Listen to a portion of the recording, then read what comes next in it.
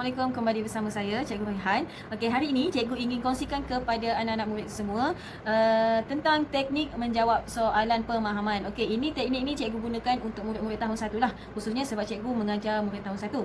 Okey, teknik ni juga cikgu sudah ajar kepada anak-anak murid semua waktu cuti PKP pada hari persekolahan PKP hari itu. Okey, dan hari ini cikgu nak ulang semula teknik berikut supaya anda dapat menjawab soalan pemahaman yang cikgu akan bagi sekejap lagi.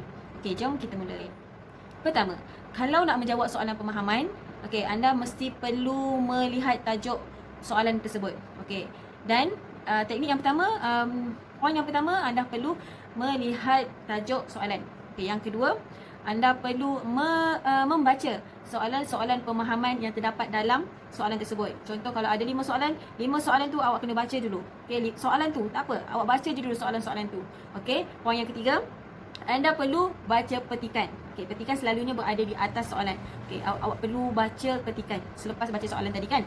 Okey, bila dah baca petikan, kalau awak rasa macam ada nampak clue-clue sikit, awak terus gariskan clue yang awak ingat sewaktu awak baca soalan tu. Okey, selepas baca petikan cerita pemahaman tu, okey, awak ulang semula baca soalan. Okey, bila awak ulang kali kedua baca soalan tu, awak akan faham, oh soalan ini nak jawapan yang macam mana, soalan ini nak jawapan yang macam mana. Jadi awak akan terus dapat jawapan secara cepat apabila awak baca soalan kali kedua. Okey, soalan kali pertama yang awak baca itu sebab awak tak tahu lagi soalan tu sebenarnya nak apa. Tapi selepas awak baca soalan pemahaman itu kali kedua, awak akan tahu soalan itu nak apa. Jadi awak akan tahu jawapannya terus selepas awak baca soalan, petikan dan soalan. Okay, jom kita tengok contoh-contoh soalan untuk pemahaman tahun 1. Okay, baiklah, kita tengok dulu soalan, contoh soalan yang ada di sini. Okey, pertama tadi cikgu ada kata awak perlu baca soalan dahulu. Jadi awak perlu baca soalan yang terdapat di bawah petikan. Okey, contoh soalan yang pertama, pada pendapat kamu, apakah wira sebenarnya? Apakah warna wira? Di manakah wira dilahirkan? Siapakah pemilik wira? Bagaimana wira dijaga? Okey, untuk tahun 1 selalunya soalan pemahaman, okey, untuk soalan awal-awal buku akan bagi clue jawapan macam ni lah. Okey, kalau untuk soalan pertama, pada pendapat kamu, apakah wira sebenarnya? So dekat jawapan buku dah ada tulis wira sebenarnya adalah. Okey, jadi bila awak dah baca semua soalan begini, okey, untuk step yang pertama awak dah baca soalan, awak terus baca petikan. Baca petikan pula. Okey, awak bila dah baca petikan kali pertama, okey, untuk step yang kedua awak baca semula soalan. Bila awak baca kat sini, aku bernama Wira, aku dilahirkan di sebuah kilang di Shah Alam, badanku berwarna hijau. Okey, dekat ayat yang pertama pada petikan yang pertama ni, awak akan nampak clue untuk soalan yang untuk soalan yang pertama. Okey, tadi soalan pertama dia tanya, pada pendapat kamu, apakah wira sebenarnya? Okey, jadi sebenarnya soalan untuk soalan pertama ni awak sebenarnya dah tahu dah sebab dekat dalam petikan ni dah ada gambar. Jadi untuk jawab soalan yang pertama ni, awak hanya tulis je jawapan. Wira sebenarnya adalah sebuah kereta. Okey, sebab awak dah nampak dekat petikan ni dah ada gambar. Okey, untuk tahun 1 soalannya memang sangat mudah lah. Okey, untuk soalan nombor 2, apakah warna wira? Wira berwarna apa dia? Okey, jadi dekat sini tadi awak ada baca badanku berwarna hijau. Bermakna badanku ini adalah badan wira. Okey, bila awak dah baca petikan, awak gariskan berwarna hijau. Sebab kali pertama awak dah baca soalan, okey, bila awak baca petikan awak dah nampak dah berwarna hijau. So kat sini dah automatik ini adalah jawapan untuk nombor 2. Tandakan kat sini.